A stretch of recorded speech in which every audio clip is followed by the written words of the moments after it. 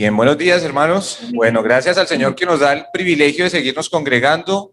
Le damos la gloria al Señor de ver la iglesia cada vez más llena, podríamos decir. Bueno, sabemos que la iglesia siempre ha estado conectada, estamos unos acá, otros por internet, pero qué bueno, hermanos, que podemos estar viniendo de nuevo y alabar al Señor desde acá como iglesia, juntos, unidos en un solo espíritu. Vamos a orar, vamos a pedirle al Señor que nos dirija y que sea Él quien hable a nuestra vida hoy. Amado Señor, te damos la gloria y la honra a ti. Gracias por este tiempo que podemos tener. Gracias, Señor, porque podemos cantar a tu nombre, Dios. Gracias, Señor, porque recordamos lo grandioso que eres, Señor, y lo bueno y maravilloso que nos has dado, Señor, a tu propio Hijo para nuestra salvación. Gracias, Señor, por tu Espíritu Santo que mora en nosotros. Señor, que nos permite hoy estar acá reunidos. Señor, que podemos abrir tu palabra. Te damos la gloria a ti. Y oramos, Señor, que podamos hoy aprender de ti, Señor, que seamos enseñados, exhortados, animados por tu palabra y que podamos, Señor, caminar en pos de ella, para gloria y honra de tu nombre, Señor. Te rogamos, Señor, que hoy podamos disponernos en todo sentido y que tu palabra, Señor, llegue a nuestro corazón y a nuestra vida. Te lo pedimos a ti, Dios eterno, en Cristo nuestro Señor. Amén. Bien, hermanos, entonces continuamos con el estudio que estamos llevando en el libro de Génesis. Y estamos en el capítulo 12 de Génesis. Estuvimos hablando y viendo acerca de Abraham en este momento. Abraham, no se le ha cambiado aún su nombre. Y a propósito, Abraham quiere decir Padre exaltado. Abraham quiere decir ese Padre exaltado, es ese nombre que tiene. Y vimos entonces que Dios llamó a Abraham desde Ur de los Caldeos. Y hemos visto a Abraham en este momento como un gran hombre de fe, ¿verdad? Hablamos y citamos varios textos en el Nuevo Testamento donde se nos muestra a Abraham como este hombre de fe, como este ejemplo de la fe. Y es exaltada una y otra vez en diferentes textos bíblicos la fe de Abraham. Pero podríamos entonces hacernos la pregunta y quizá viene a nuestra mente y a nuestro corazón. Entonces Abraham era un hombre perfecto. Tenemos que ser como Abraham. ¿Qué ejemplo de fe, qué ejemplo de vida cristiana Abraham, verdad? Pues no. Abraham fue un ser humano como nosotros. Y Abraham también tuvo debilidades, como las tenemos usted y como las tengo yo. No podemos creer que hay un hombre perfecto en la Biblia aparte del Señor Jesucristo. El único hombre perfecto es Cristo. Él es la encarnación humana de la perfección. Él es Dios en la carne y Cristo realmente es ese hombre perfecto. Pero los demás hombres de la Biblia, por más ejemplo que sean y por más cosas que podamos aprender de ellos, Dios nos deja ver también sus debilidades. ¿Y por qué se muestran las debilidades y las falencias de los hombres en la Biblia? Porque esto engrandece el nombre de Dios, porque aquí se ve la gracia y misericordia de Dios, porque no por las fallas humanas Dios deja de ser Dios. Dios es el mismo y Dios muestra y actúa en su fidelidad a pesar de nuestros errores, a pesar de nuestros pecados, a pesar de nuestra humanidad. Ese es Dios. Es un Dios que hace la obra que empezó a hacer y la continúa haciendo hasta el final. Ese es Dios. Un Dios que a pesar de lo que somos nosotros, Él sigue obrando y sigue fiel.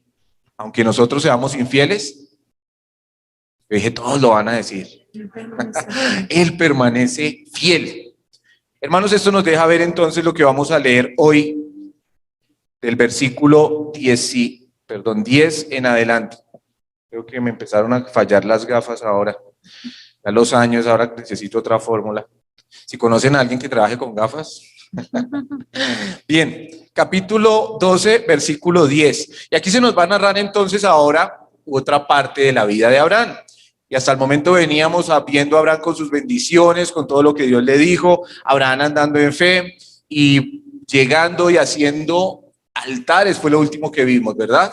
Predicando a Cristo, porque eso sería ser un altar. Predicar a Cristo, mostrar a Cristo, llegar, poner el cordero, hacer un sacrificio y que la gente lo viera. ¿De quién hablaba ese sacrificio?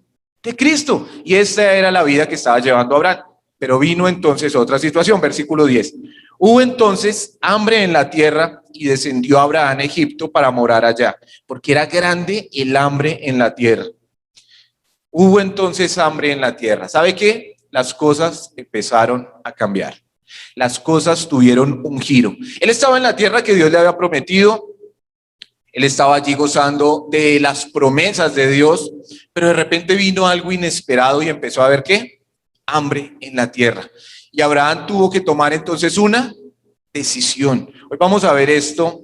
Y bueno, pensaba, a veces me gusta ponerle algún título a la enseñanza, al sermón, pero acá habían tantos que dejé sin título, decía la caída de Abraham. Podría pensar cuando dejamos a Dios o cuando nos soltamos de la mano de Dios, o no retroceder, no rendirse a Abraham o algo así. Pero bueno, el punto acá es que llegó la situación y Abraham tuvo que tomar una decisión. Todos nosotros tomamos decisiones. Todos nosotros somos llevados cada día y cada momento de nuestra vida a tomar decisiones, unas más trascendentales que otras, pero cada acción que determinamos y la llevamos a cabo es una decisión. Pero ¿sabe qué siempre va a traer una decisión? Consecuencias. Y eso es lo que vamos a ver en esta historia. La decisión de Abraham, las consecuencias, pero algo muy importante que vamos a notar es la motivación. ¿Qué motiva nuestras decisiones? Bien, acá Abraham entonces tomó una decisión. ¿Y esa decisión fue cuál? Ir a Egipto. Descendió a Egipto, dice allí. Y no sé si, la verdad, no sé si nos lo dice, descendió en un sentido espiritual o en un sentido geográfico. Parece ser que tiene un sentido geográfico. La tierra prometida está ubicada en la parte norte y él va hacia el sur. Y parece que entonces geográficamente desciende a Egipto, pero sabe que espiritualmente también puede tener una connotación. Desciende a Egipto es baja, y Egipto muchas veces en la palabra de Dios nos es mostrado como un ejemplo quizá que podemos asumirlo y asimilarlo con el mundo, con volver a lo que no está bien. Recuerda que Dios sacó al pueblo de Israel, ¿de dónde?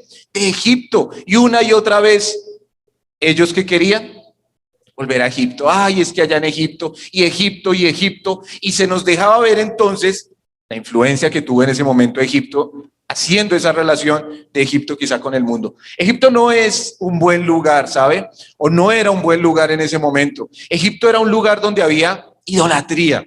Era un lugar donde las personas eran bastante malas. Era un lugar donde se adoraba todo tipo de dioses y donde quizá no había ese temor de Dios. Y esto nos lo deja ver el mismo texto.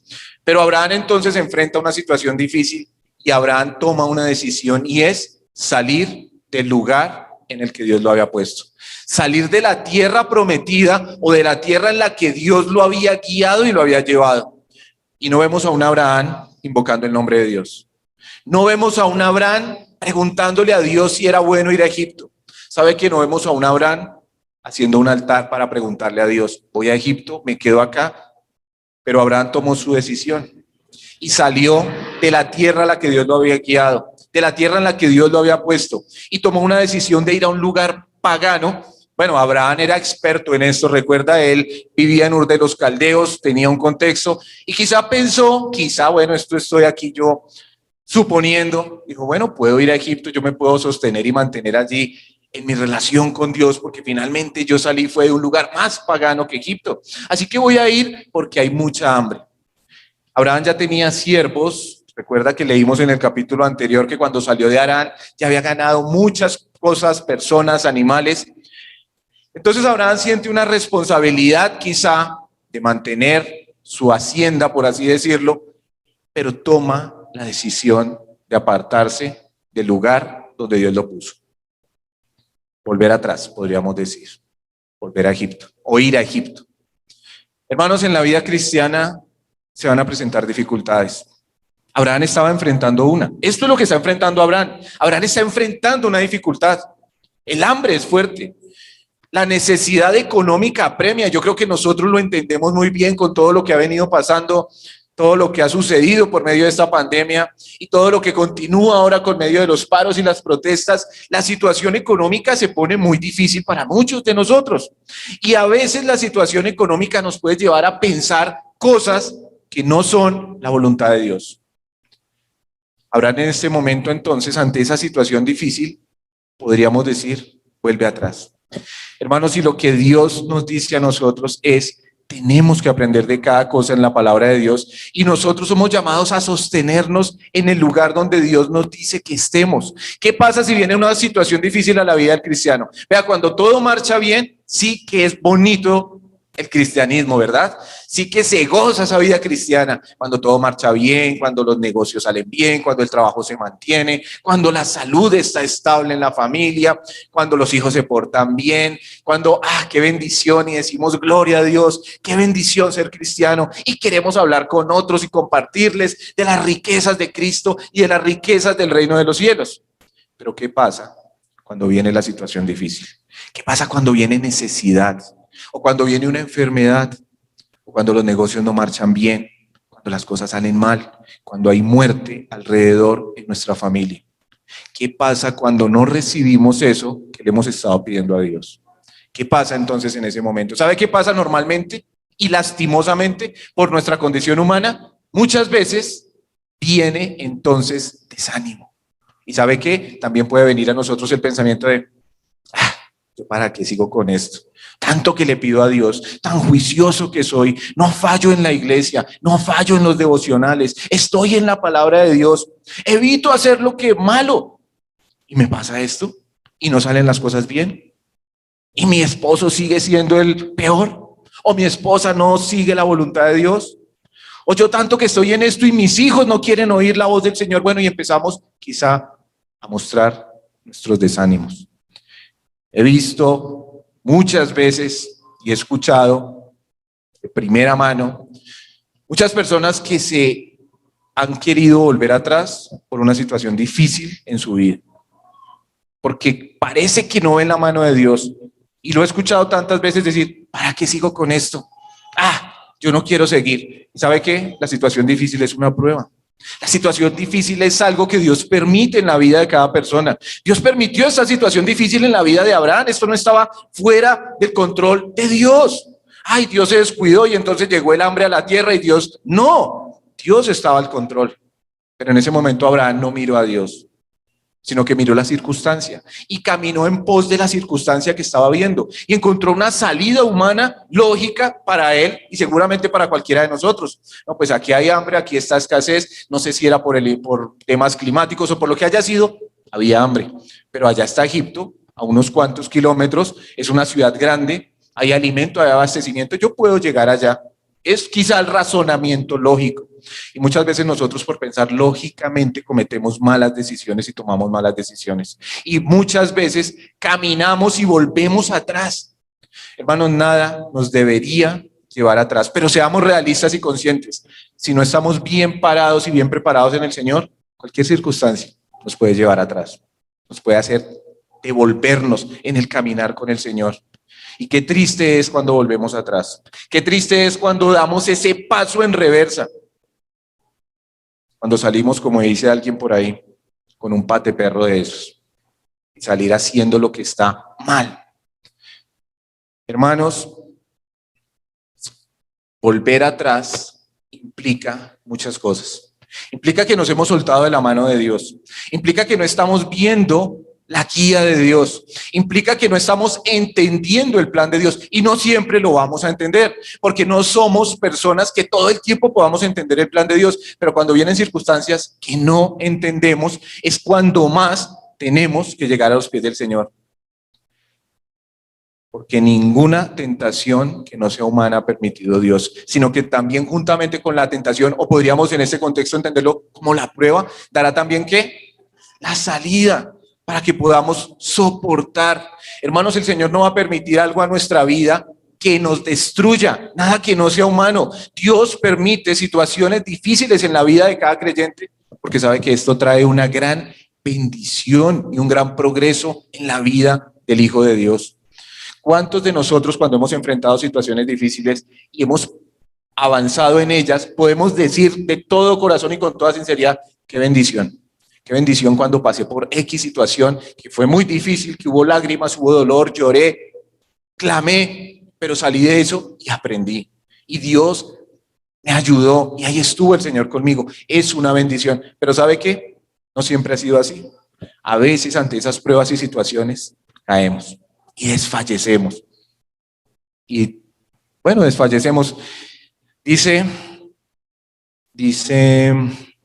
un versículo que está en Segunda de Crónicas, lo voy a leer solamente, hermano, Segunda de Crónicas 15:7. Pero esforzaos vosotros y no desfallezcan vuestras manos, pues hay recompensa para vuestra obra.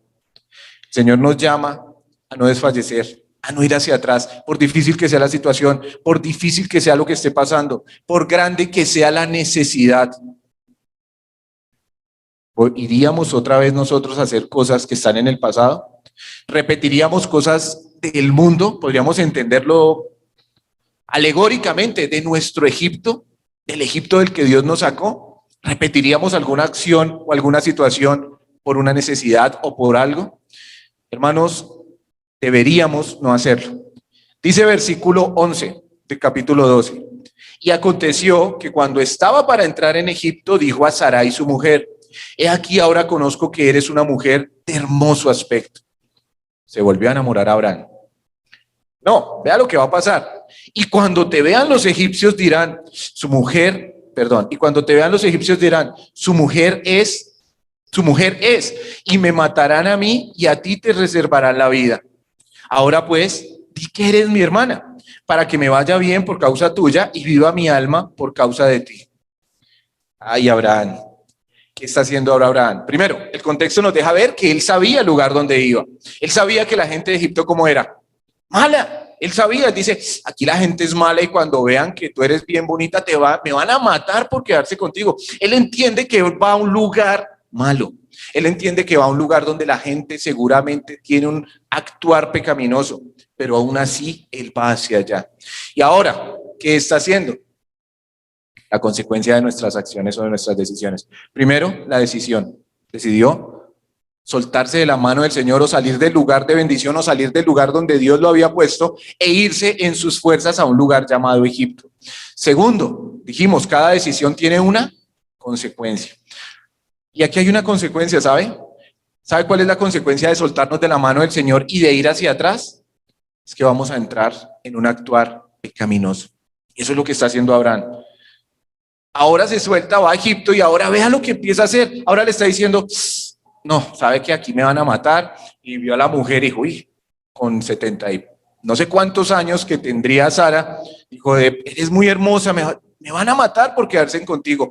Así que vamos a decir una medio mentira, una mentirita. Eso se llama una mentirita piadosa porque me va a salvar. Además no es tan mentira, porque al fin y al cabo eran medio hermanos, lo aclara más adelante, que vuelve y pasa una situación parecida en unos capítulos más adelante, y él allá aclara que era su medio hermana porque era hija de su padre, pero no de su madre. Así que es una mentira media, ¿cierto? No es tan mentira. Sí, una mentira a medias es igual a una mentira. Mentira es mentira. Y él acá lo está haciendo con el propósito de mentir, de engañar, de proteger su vida. ¿Vemos un Abraham que está confiando en Dios? No. Vemos un Abraham que piensa que lo van a matar. ¿Y dónde quedan entonces las promesas a Abraham? Podríamos preguntarle ahora. Yo no me quiero parar acá como el juez de Abraham, ni me quiero parar acá como a juzgar a Abraham por lo que hizo, como si yo fuese mejor que Abraham. No, pero es lo que el texto nos deja ver y Dios quiere que aprendamos por medio de ello. Y es bueno ver, como dijimos hace un momento, los errores de los grandes hombres de Dios, porque eso nos da esperanza.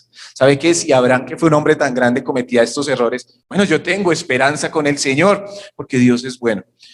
Abraham entonces toma una decisión y ahora es participar del engaño, participar de esa maldad. ¿Sabe qué? Pues ya voy para allá, ya voy para Egipto, allá todos son malos, pues al fin y al cabo lo que yo voy a hacer pues no es tan malo comparado con eso, ¿cierto? Y empezamos a actuar conforme al mundo cuando retrocedemos, eso es lo que quiero decir. Cuando volvemos atrás y cuando nos soltamos de la mano del Señor y dejamos al Señor y pensamos en volver atrás, ¿sabe qué va a empezar? Un actuar pecaminoso de nuestra parte. Y allí es cuando vienen entonces las situaciones. ¿Sabe qué dijo alguien una frase que no sé si es así? La palabra de Dios me acerca a Dios, creo que es así, pero la ausencia de ella también me aleja de Él. O más bien, la palabra de Dios me aleja del pecado. La presencia de Dios en mi vida me aleja del pecado, pero la ausencia de Dios en mi vida me acerca una y otra vez más a hacer actos pecaminosos. Y cuando nos soltamos de la mano del Señor es cuando empezamos a hacer cosas totalmente equivocadas. ¿Sabe qué es lo peor? Que a veces nos podemos soltar de la mano del Señor y no nos damos cuenta. A veces nos soltamos de la mano de Dios y creemos que seguimos de la mano de Él. No lo dice el texto, pero yo creo que algo así le pasó a Abraham.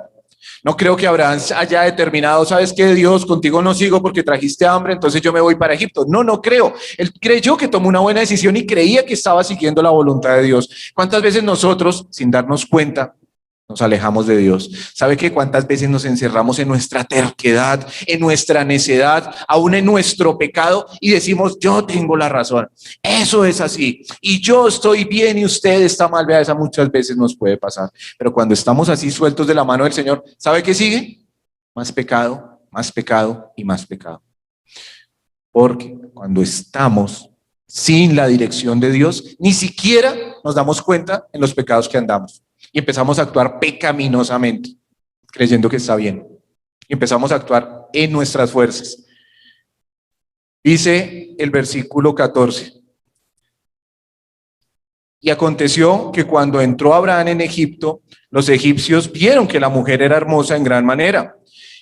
También la vieron los príncipes de Faraón y la alabaron delante de él, y fue llevada la mujer a casa de Faraón.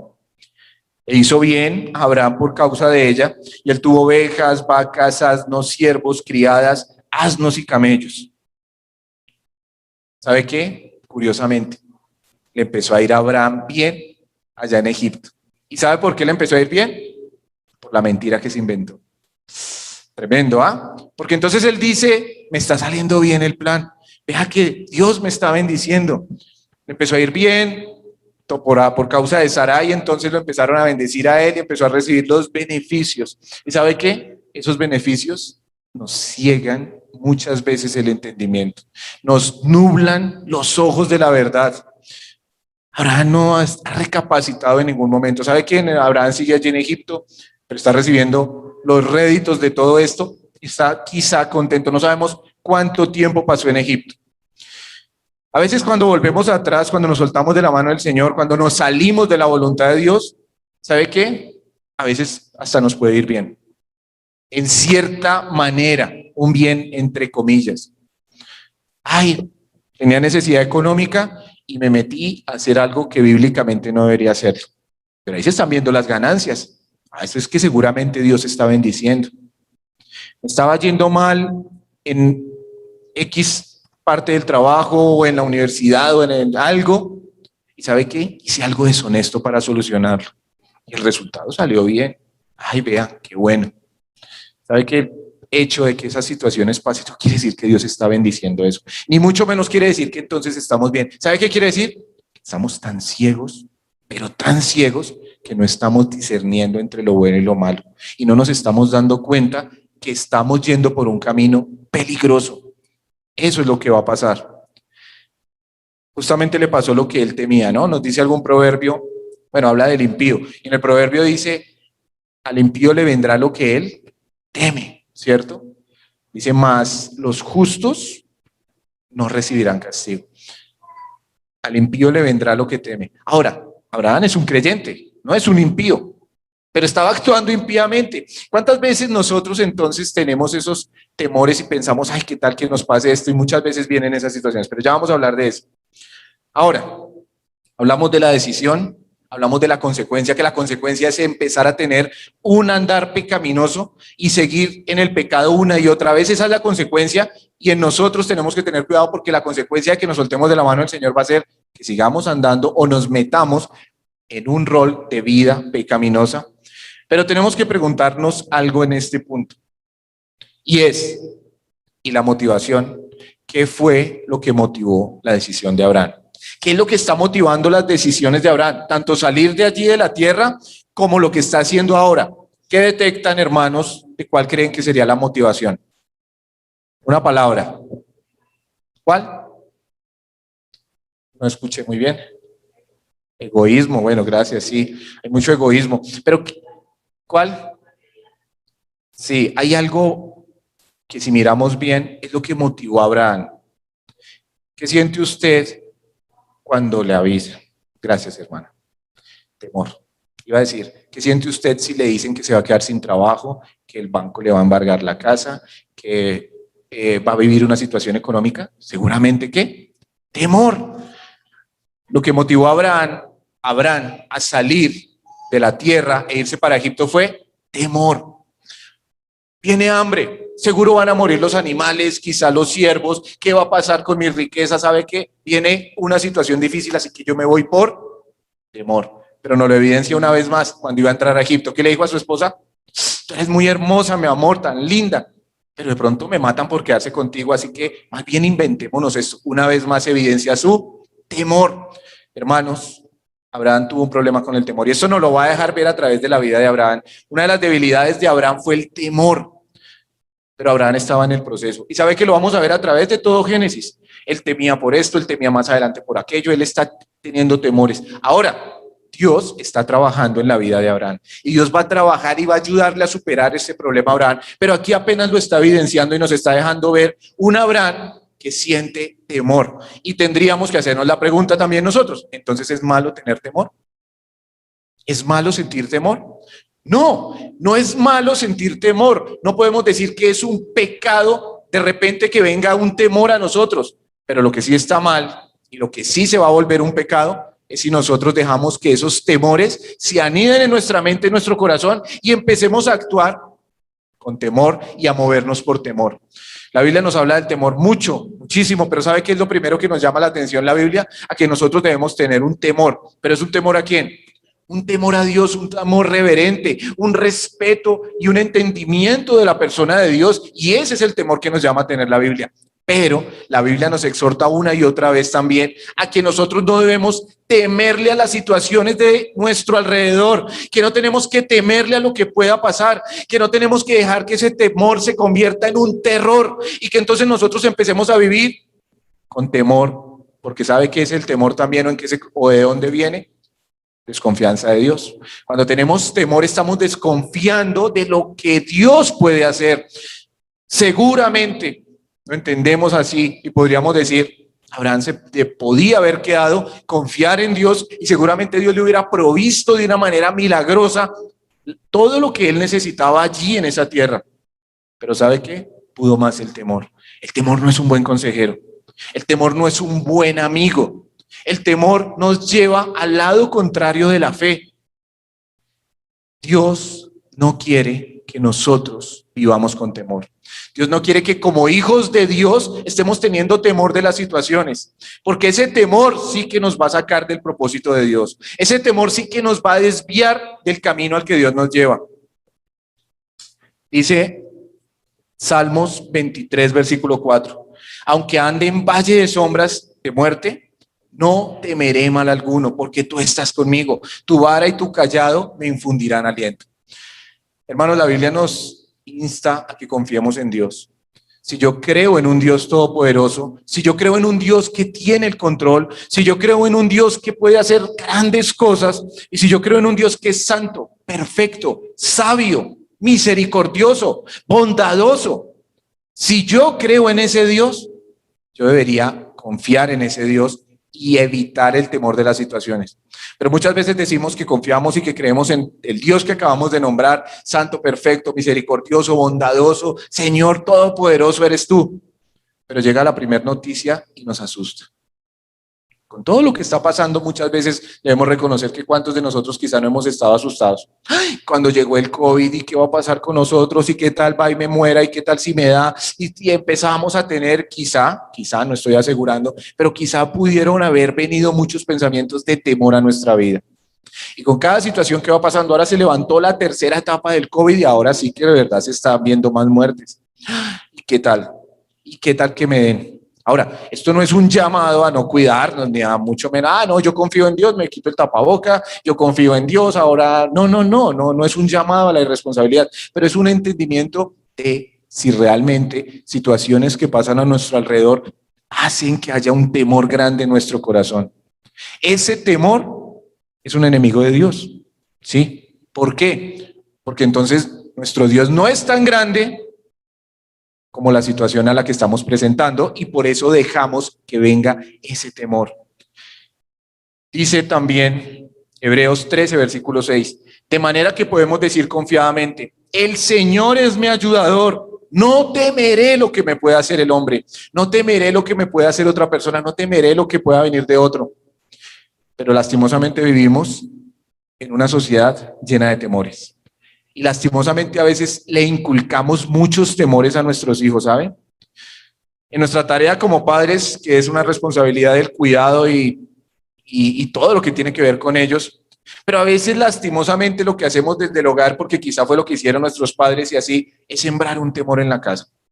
Y yo creo que no hay, bueno, la situación de nuestro país y de nuestra ciudad, pues es una ciudad complicada donde hay mucha delincuencia, ¿cierto?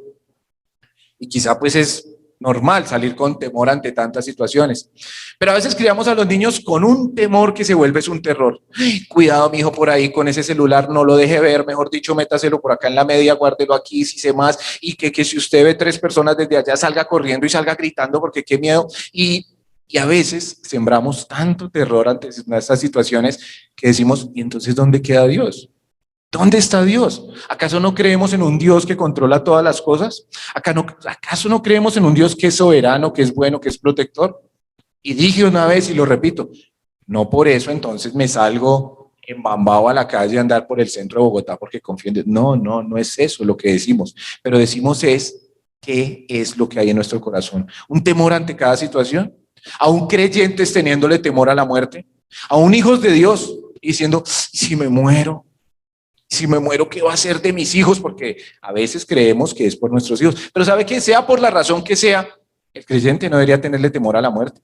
Porque la muerte es solo una puerta que nos va a llevar a la eternidad con Dios. Eso es la muerte para el creyente. Es una puerta que tenemos que pasar un día para entrar a la presencia perfecta de nuestro Salvador, en quien creemos y en quien confiamos y con quien anhelamos estar para siempre. Entonces no deberíamos tenerle temor a la muerte.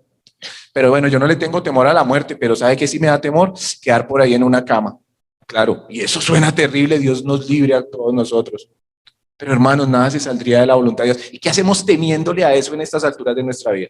A veces personas saludables, y escucho a muchas personas saludables diciendo, yo sabía que le tengo miedo, porque pensamos en cosas que no están viniendo, porque vivimos llenos de temores. Tenemos un buen trabajo, una buena estabilidad, y ¿qué tal que un día esto se acabe? ¿Qué tal que el negocito se nos dañe? ¿Qué tal que se ponga la situación crítica? ¿Qué tal que cierren la empresa? ¿Qué tal? Llenos de temores inventados, porque dejamos que el temor viva en nosotros. ¿Qué tal que pase esto y aquello? Y más bien, ¿por qué no decimos, qué tal que tenemos un Dios soberano que guarda todas las cosas? Y si eso pasa, Él sabrá en ese momento qué hacer. Así que no estemos pensando en negativamente o de cosas de que, ay, que qué tal pase eso, porque eso es lo único que evidencia es la cantidad de temor que hay en nosotros. Hermanos, dice primera de Juan 4, versículo 18, en el amor no hay temor, sino que el perfecto amor echa fuera el temor, porque el temor lleva en sí castigo, de donde el que teme no ha sido perfeccionado en el amor. Pero vamos a ir allá, primera de Juan 4, 18.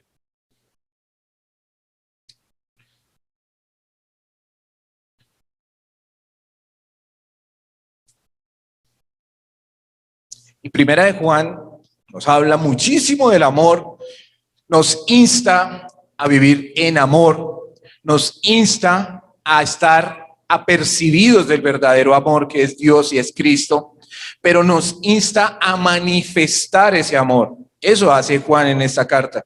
Y justamente en el versículo 17 está hablando, bueno, viene hablando del amor, pero leamos desde el 17 allí en nuestras Biblias. Dice, minuto más, llegamos todos.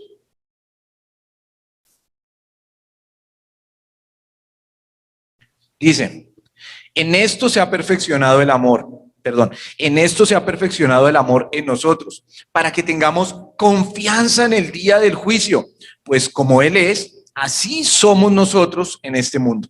Viene hablando entonces de lo que Cristo hace en nuestra vida, de que una relación con Cristo y el haber creído en el Señor Jesucristo nos ha puesto en una posición de privilegio y nos ha librado de cantidad de cosas. Y aquí entonces está diciendo lo siguiente, en esto se ha perfeccionado el amor. ¿Sabe cómo se perfecciona el amor de Cristo en nosotros? Dice allí, para que tengamos confianza en el día del juicio, para que tengamos confianza en el día de nuestra muerte, para que confiemos totalmente en Dios. Esto hace el amor de Cristo o la relación o la vida de Cristo en nosotros. Nos ayuda entonces a tener esa confianza total.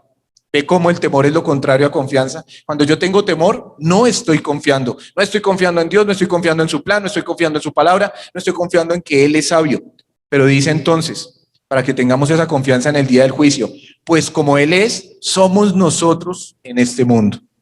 Y ahí es donde dice en el 18, en el amor no hay temor, sino que el perfecto amor echa fuera el temor, porque el temor lleva en sí castigo, de donde el que teme no ha sido perfeccionado en el amor.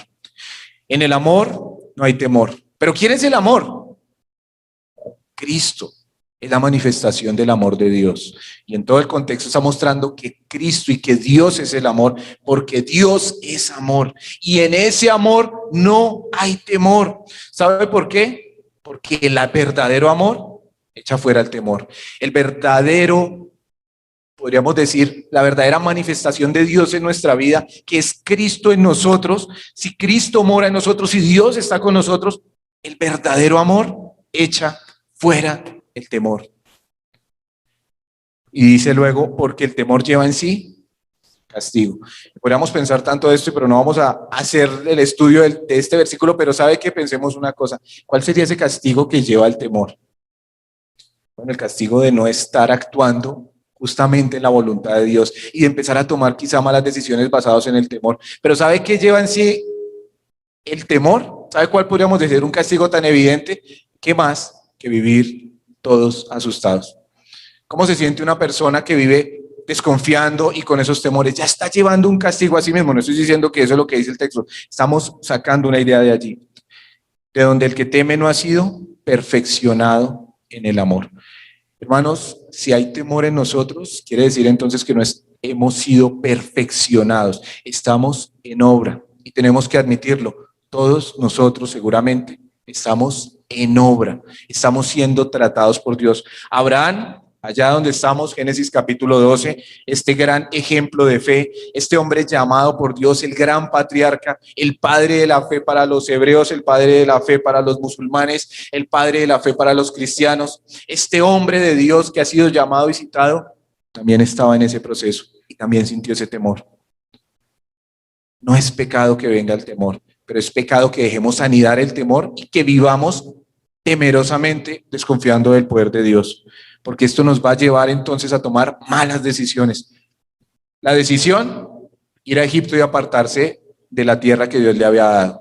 La consecuencia, empezar a actuar pecaminosamente. La motivación fue el temor. Esto fue lo que lo motivó a estas situaciones que él llevó a cabo. Génesis capítulo 12 dice, después de todo esto, versículo 17, mas Jehová hirió a Faraón y a su casa con grandes plagas por causa de Sarai su mujer de Abraham. Entonces Faraón llamó a Abraham y le dijo, ¿qué es esto que has hecho conmigo? ¿Por qué no me declaraste que era tu mujer? ¿Por qué dijiste, es mi hermana, poniéndome en ocasión de tomarla para mí por mujer? Ahora pues, he aquí tu mujer, tómala y vete. Entonces Faraón dio orden a su gente acerca de Abraham y le acompañaron y a su mujer con todo lo que tenía. Le quitaron la visa de Egipto, lo echaron, lo expulsaron de Egipto. ¿Sabe por qué? Por mentiroso.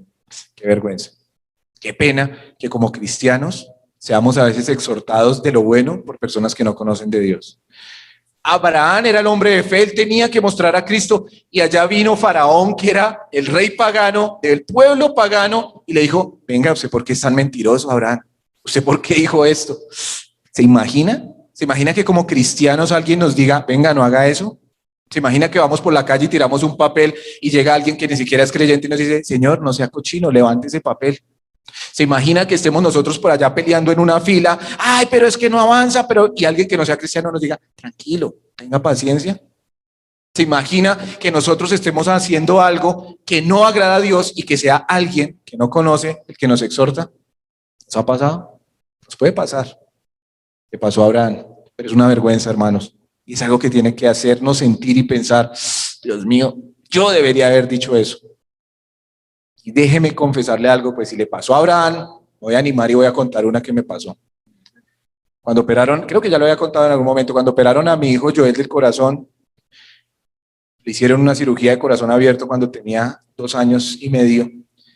Y fue un momento muy difícil. Y previo a eso tratamos de prepararnos en oración y confiar en el Señor. Señor, todo está en tus manos. Y llegó el día de la cirugía y estaba yo en la sala de espera con otros padres de otros niños, bebés que estaban siendo también en cirugía.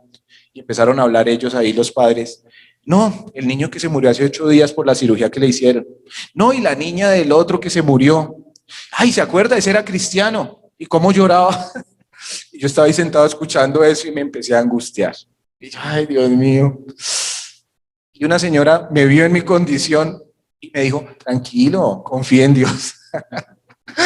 Y yo dije, ay, Dios mío, y se supone que había orado y es que para compartir del Señor ahí cuando tuviera la oportunidad. Y resulté siendo exhortado por alguien que me dijo, tranquilo, confía en Dios.